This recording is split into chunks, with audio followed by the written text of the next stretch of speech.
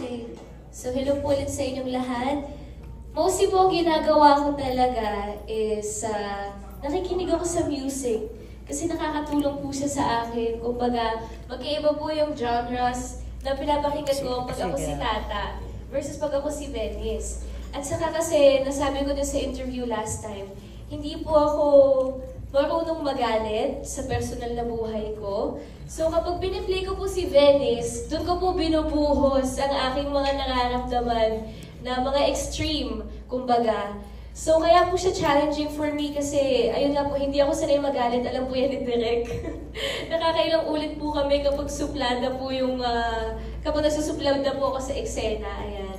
So mostly po nakakatulong din talaga yung pagpalit ng damit, pagpalit ng buhok, ganyan. At syempre may guidance naman po ni Miss Anne, ang aking acting coach, at si Direk Rado. So ayun. Pag ako po si Venice, si Direk Rado, sinasabi niya sa akin, magmura ka bago mag-take. Para talaga ano po, galit daw ako bago mag-eksena. So mga ganun po.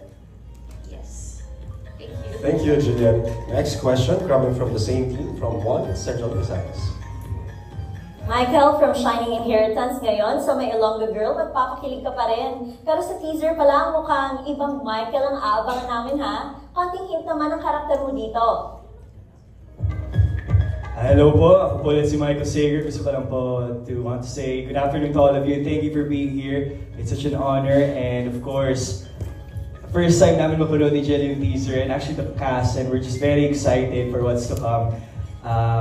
Grabe, I'm in such a happy state right now, and to share my character po, I'll be playing the role of Francis. Francis has similarities to Yuan from Shining Inheritance, but with the magic of Direk Rado, the writers of the show, we made sure to really level up myself in terms of acting, in terms of performance, especially with Tita Anne, our coach, kasi this time po, sa Shining, merong heavy drama. This one in My Ilonggo Girl, it's about romance and comedy. And for the very first time, Jillian and I will be paired up for a full show. So, ang pinaghandaan ko talaga dito is how I can improve myself in terms of yung mga malalapit namin eksena. Na-awkward ako minsan. So, ayun po, I don't want to say too much. I don't want to spoil it. Pero I really worked hard for this. Lahat po ng mga scenes namin before all the takes, walang maliliit na scenes talagang kinukulit ako ni Direk, Tita Anne, para perfect siya, and I really appreciate it po, Direk Rado. Maraming salamat po kasi tinutulungan niyo ako sa mga scenes to improve, and especially sa mga scenes where there's Hilagay nun. Yun po ang different from Yuan is that he's Ilonggo. So, yung Tagalog ko, medyo slang pa rin minsan. So, yung Hilagay ko dito, I've been working on it para diretso and malambing. So, ayun po. Abangan niyo na lang po si Francis. Thank you. Thank you, Michael. Another question from One Western Visayas. Magandang gabi mga kapuso. Ako si John sa GMA Regional TV, One Western Visayas. And this question is for Jillian. Jillian, sa maikling panahon na bumisita ka dito sa Iloilo City, anong mga natutunan mo, anong mga na-realize mo, at syempre, konting Ilonggo lines naman dyan. Okay, konting Ilonggo lines muna. So, favorite ko is malamit ang batchoy diri. Yan. Kasi yun ang laging sinasabi po ni Tata kapag nagbibenta siya ng batchoy. So, ano bang mga natutunan ko sa Iloilo? Tama po ba? Yun ang tanong? Yes. Yes, okay. So, well, una, mas nakita ko po yung culture ng mga Ilonggo. So, talagang malalambing po sila. Actually, ang mother ko po, ang mother side ko ay mga Ilonggo po talaga sila. So, super lambing po pala talaga nila, super welcoming, masasarap sila magluto. At kapag gusto na Ilongga, guwapa. Ayan. At saka, natutunan ko sa Iloilo, masarap palang may love. Yes! Yun. Yun lang. Wala lang sa studio. Thank you, Julian. Up next, may we call on Mr. Robert Requentina of Manila Bulletin. Magandang hapon. First question to Jillian. Jillian, nanggaling ka sa mga highly successful afternoon series, and then yung huli nga is yung Abot Kamay na Pangarap. So anong pressure, kung meron man, ang nararamdaman mo para sa Ilonggo Girl? Hello po. Siyempre po kinakabahan po ako. Pero kumbaga nga po, for this show, hindi ko po iniisip kung magiging successful ba siya or what? I mean, in terms of ratings, parang ang mas importante po sa akin ngayon is marirepresent mo namin yung mga Ilonggo. Kumbaga, sa pagkakaalam ko po, ito ang first show talaga na nare-represent po ang Iloilo. So para sa akin yun po importante. At ang importante po sa akin din is may napapasaya kami kasi ito po rom-com lang to. Kumbaga galing po ako sa mga heavy dramas. 2 years and a half po akong umiiyak everyday sa TV.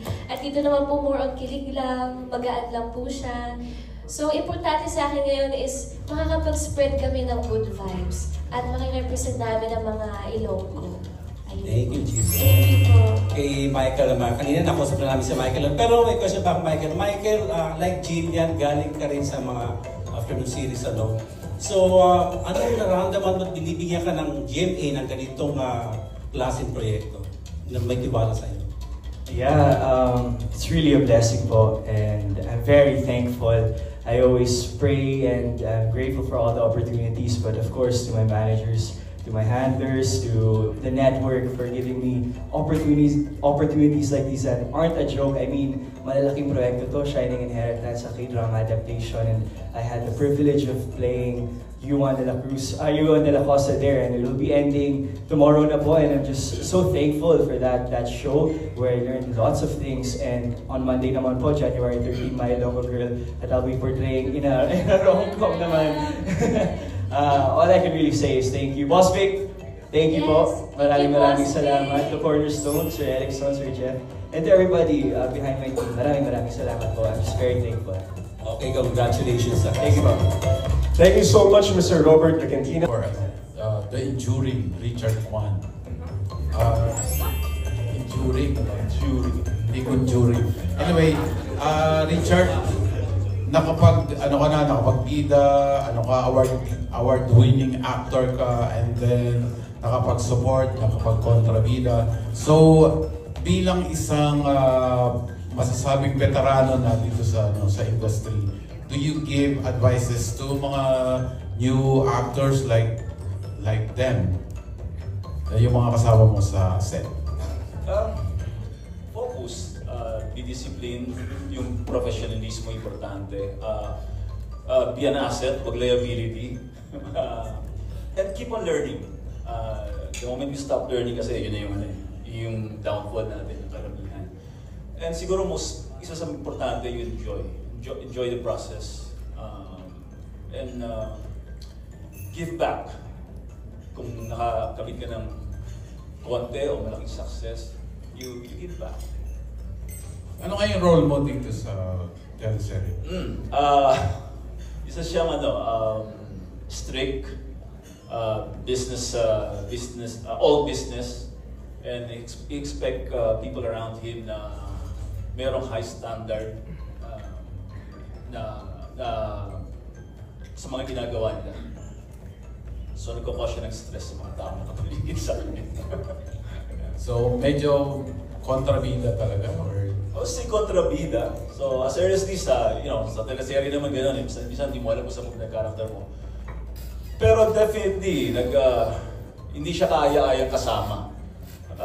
Maliban lang sa, of course, in love kasi siya sa wife niya. Pero other than that, people around him, na-stress sa ugali niya. Okay, thank you. Thank you, Richard. Kasunod na tatanungin ko naman sino nga yung nasa likod na yon? Parang hindi ko alam. Si Empoy ba yun? Thank you lang to. Hello, Empoy. Yeah, good afternoon everyone.